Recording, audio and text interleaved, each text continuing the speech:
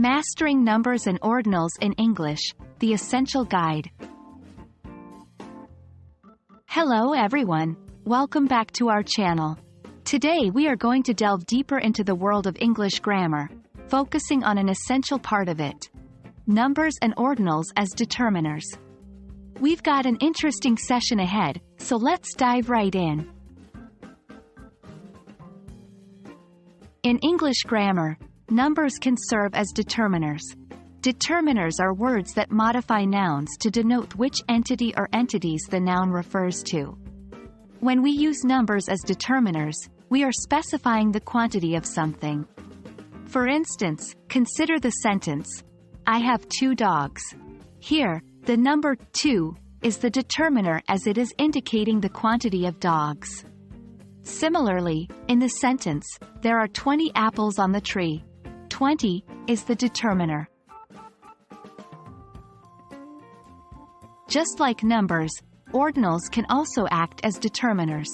Ordinal numbers show the order or sequence of things or events. They include words like first, second, third, and so on. For example, in the sentence, "This is my first car," the word first is an ordinal acting as a determiner. Similarly, in "I live on the 3rd floor," third is the determiner.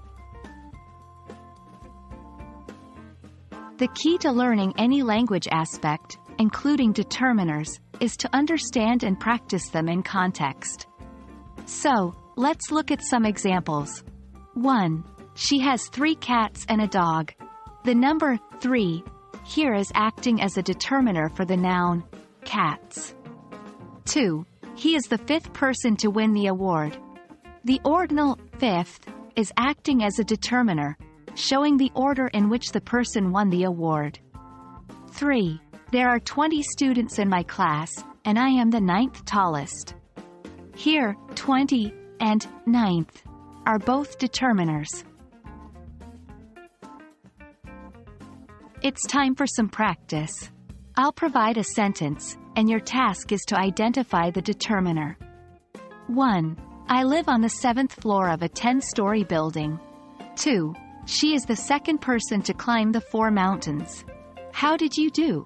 Remember, practice is the key to mastering these concepts.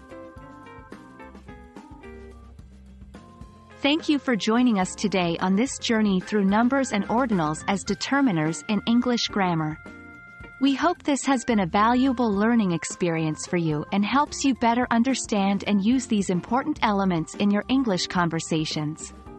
Keep practicing, and we'll see you in our next video. Happy learning!